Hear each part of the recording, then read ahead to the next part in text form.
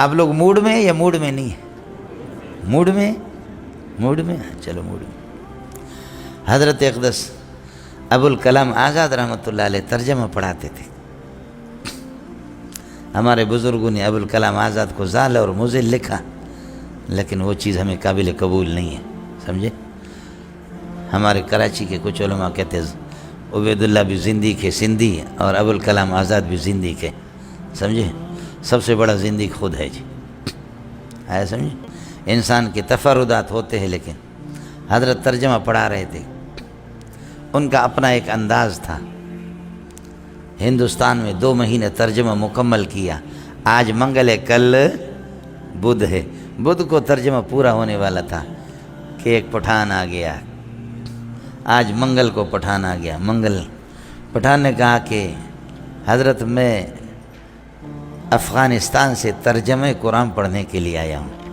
ابوالکلام آزاد نے فرمایا استاپ دا غدا غدا پنگ پاگلا ودا ہمکا ودا پلیتا تسو کمزہ نہ راغلے دے، کیسے آ گئے؟ اب ترجمہ میں 2 مہینے سے پڑھا رہا ہوں، کل پورے ہونے والے، اور اب تو آ گیا، تجھے اکیلے میں کون پڑھائے گا؟ تجھے اکیلے میں کون پڑھائے گا؟ اس نے کہا ناراض ہو جا، تو ابوالکلام آزاد ہے، لیکن میری داستان بھی ذرا سن لے۔ میں غریب آدمی ہوں، حالات بھی اس قسم کے تھے، سنا تھا کہ ایک ایسا بزرگ ہے قابل، اس کا اپنا انداز ہے ترجمہ پڑھانے کا، خدا کی قسم جس وقت سے سنا ہے وہاں سے پیدل چل کر کے آ رہا ہوں۔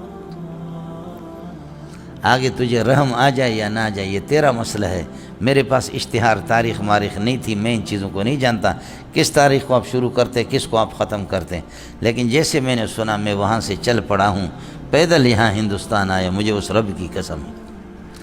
ابوالکلام کے آنسو آگے، رونے لگے، ٹھنڈا ہو گیا ابوالکلام آزاد، کہا صبر کرو، کل ترجمہ ختم کر کے لوگوں کو رخصت کر کے چھوڑ دیا، اور اس کو الگ ترجمہ شروع کرے، ایک آدمی کو پڑھاتے پڑھاتے 2-3 مہینے میں ترجمہ بھی پڑھایا، اس کے بعد اس کو پیسے بھی دیے، سمجھے؟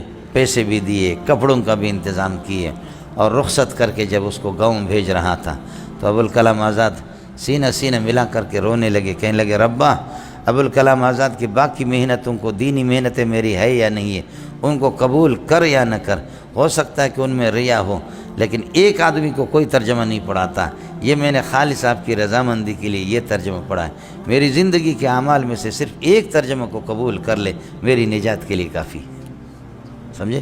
اس پر ابوالکلام آزاد بھی رویا اور وہ بھی رونے لگے، مول صاحب، سمجھے؟ کہا کہ میرے اس ایک ترجمہ کو قبول کر لے، میری سعادت کے لیے بہت بڑی بات ہے۔ اللہ کی مخلوق ہے مول صاحب، کوئی پتہ نہیں چلتا کون کس قسم کا ہوتا، کون کس قسم۔